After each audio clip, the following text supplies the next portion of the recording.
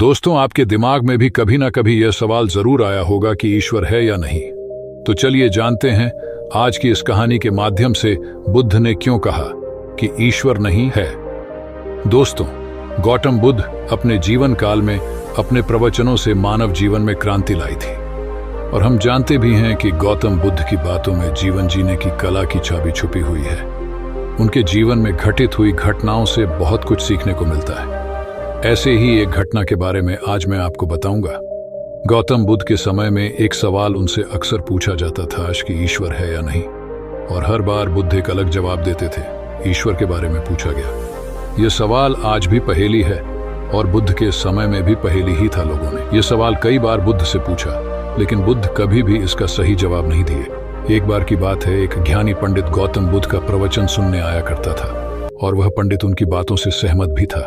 वह मानता था कि गौतम बुद्ध एक ध्यानी पुरुष हैं। एक बार बुद्ध ध्यान की मुद्रा में बैठे हुए थे और वह व्यक्ति उनके पास गया और उनसे पूछा कि बुद्ध, कृपया आप मुझे बताएं कि ईश्वर है या नहीं।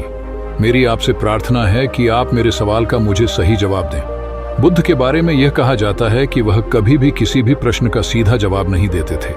उनके हर जवाब में रहस्य भरा होता था। ज्ञानी पंडित ने कहा कि मुझे ईश्वर के बारे में आपसे जानना है।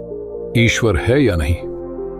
बुद्ध उसकी बात सुनकर मुस्कुराए और फिर पंडित से बोले, ठीक है गौतम। बुद्ध ने कहा कि मैं तुम्हारे सवाल का जवाब जरूर दूंगा, लेकिन उससे पहले मेरे कुछ प्रश्नों का जवाब आप मुझे दे दो। पंडित ने कहा, मैं बिल्कुल आपके प्रश्नों का जवाब दूंगा। आप कृपया प्रश्न पूछें। बुद्ध ने कहा कि क्या तुम सूर्य को मानते हो? पंडित ने बुद्ध की तरफ देखा और कहा कि यह किस प्रकार का प्रश्न है? मैं छोटा बच्चा हूं, आप जो मुझसे बच्चों वाला प्रश्न पूछ रहे हैं। सूर्य तो साक्षात प्रकट होता है और पूरी दुनिया को रोशनी देता है। धरती पर रहने वाले हर जीव को सूर्य से ऊर्जा प्राप्त होती है। सूर्य को तो हम रोज ही देखते हैं। बुद्ध ने उनसे कहा कि ईश्वर के होने के बारे में प्रश्न कहां से आया, क्योंकि जिस प्रकार सूर्य हमारे सामने है उसके होने का कोई प्रश्न नहीं होता। तब ईश्वर के लिए यह सवाल क्यों उठा? ईश्वर को मानने की क्या आवश्यकता है? इसका मतलब तो यह हुआ कि आपके मन में कहीं ना कहीं ईश्वर के प्रति संदेह है, क्योंकि ईश्वर सूर्य की तरह आपके सामने नहीं है। आप ईश्वर को भी बुद्धि से ढूंढने के लिए निकले हो, और बुद्धि केवल उन्हीं बातों को मानती है जो उसके सामने दिखाई देता है, और ईश्वर कभी भी आपको प्रत्यक्ष रूप में सामने दिखाई नहीं देगा। अगर दिख जाए तो वह ईश्वर नहीं होगा। गौतम बुद्ध ने कहा कि तुम ईश्वर को मानते हो या नहीं। असल में यह प्रश्न ही गलत है, और गलत प्रश्न का सही उत्तर कैसे दिया जा सकता है। इसीलिए अगर इस गलत प्रश्न के पूछे जाने पर और अगर किसी के उत्तर दिए जाने पर, तो वह उत्तर भी इस प्रश्न की तरह ही गलत होगा। पंडित बुद्ध की बात सुनकर थोड़ा भ्रमित सा हो गया। उसने कहा कि बुद्ध, आप किस तरह की बातें कर रहे हैं? मुझे कुछ समझ नहीं आ रहा है। बुद्ध ने कहा, अगर मैं तुम्हें सीधे शब्दों में बताऊं तो इसका मतलब यह है कि ईश्वर को माना नहीं बल्कि जाना जा सकता है। अगर तुम मुझसे यह प्रश्न करते कि मैं ईश्वर को जानना चाहता हूं तो मैं तुम्हारी मदद कर सकता था, और जिस दिन तुम ईश्वर को जान जाओगे उस ईश्वर की व्याख्या तुम सीधे कभी नहीं कर पाओगे। लेकिन लोगों को ईश्वर के दर्शनों का स्वाद चखने में मदद जरूर कर सकते हो। तुम कभी अपना अनुभव किसी को दे नहीं सकते हो, लेकिन किसी को अनुभव कराने में सहायता जरूर कर सकते हो। दोस्तों, आपने बुद्ध के जीवन की कितनी कहानियां किससे सुने होंगे।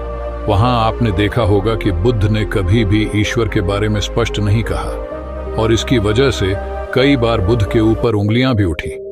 लोगों ने यहां तक कहा कि बुद्ध कुछ भी नहीं जानते, क्योंकि बुद्ध इस तरह के प्रश्नों का ठीक से उत्तर कभी नहीं देते थे। गौतम बुद्ध इस तरह के प्रश्नों से हमेशा बचा करते थे, क्योंकि ईश्वर और आत्मा के संबंध में कोई उत्तर दिया ही नहीं जा सकता है, और अगर कभी देना भी पड़े तो वह उदाहरण के माध्यम से उसे समझाने का प्रयास करते थे, क्योंकि ईश्वर और आत्मा के संबंध में कोई उत्तर दिया ही नहीं जा सकता है। यह संभव ही नहीं है, और मेरा यह मानना है कि बुद्ध को सचमुच ज्ञान प्राप्त हुआ था। वह उस ईश्वर का अनुभव कर चुके थे, और कोई भी व्यक्ति जो इस अनुभव को प्राप्त कर चुका हो वह कभी भी ईश्वर के बारे में या ज्ञान के बारे में सीधा सीधा कभी नहीं बताता। वह आपके प्रश्न को बीच में ही लटका देता है, क्योंकि वह चाहता है कि आप उसका स्वाद खुद चखें। गौतम बुद्ध ने कभी वह गलती नहीं की जो आज के कुछ धर्मगुरु कर रहे हैं। कहने का मतलब है कि जितने भी ज्ञानी पुरुषों ने ईश्वर के बारे में स्पष्टीकरण किया, उनके अनुयायियों ने उनके धर्म गुरुओं द्वारा ईश्वर के बारे में कही हुई बातों को मान लिया और अपने अलग अलग समुदाय बना लिए। फिर क्या हुआ, आप यह देख ही रहे हैं। उन गुरुओं द्वारा दी गई प्रामाणिकता के आधार पर आज वह सभी समुदाय एक दूसरे के दुश्मन बने हुए घूम रहे हैं और हथियारों के दम पर यह प्रमाणित करना चाहते हैं कि मेरा गुरु सही है, मेरा ईश्वर सही है। वह लोग यह कहते हैं कि तुम अपनी ईश्वर को छोड़ो और हमारे ईश्वर को मानो, क्योंकि हमारा ईश्वर सत्य है। अगर कोई व्यक्ति ईश्वर की सीधी व्याख्या कर देगा तो अज्ञानियों की भीड़ उसकी बातों को मान लेगी। वह भी ईश्वर का अनुभव कभी नहीं करेगी। वह भीड़ तो केवल आपकी कही गई बातों के आधार पर किताबें लिख देगी और हाथ में तलवार लेकर चल पड़ेगी कि हम अपने समुदाय को बढ़ाएंगे, अपने धर्म को बढ़ाएंगे, प्रचार प्रसार करेंगे। शायद बुद्ध इस बात को जानते थे, इसीलिए उन्होंने कई बार ईश्वर के वजूद को भी नकारा। इनकार इसलिए किया कि आपकी प्यास और गहरी हो सके, आप उसको जानने के लिए उतावले हो जाए। अगर बुद्ध ईश्वर के बारे में सीधे सीधे कह दे तो भीड़ आसानी से उनकी बात मान जाएगी।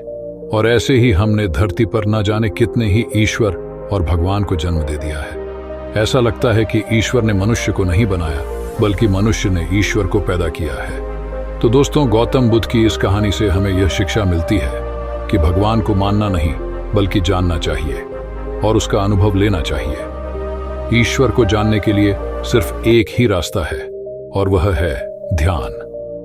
ध्यान में जितनी गहराई से जाओगे उतना ही तुम्हारा ईश्वर के प्रति अनुभव होता चला जाएगा और तुम्हारे सभी प्रश्नों के उत्तर भी तुम्हें मिल जाएंगे।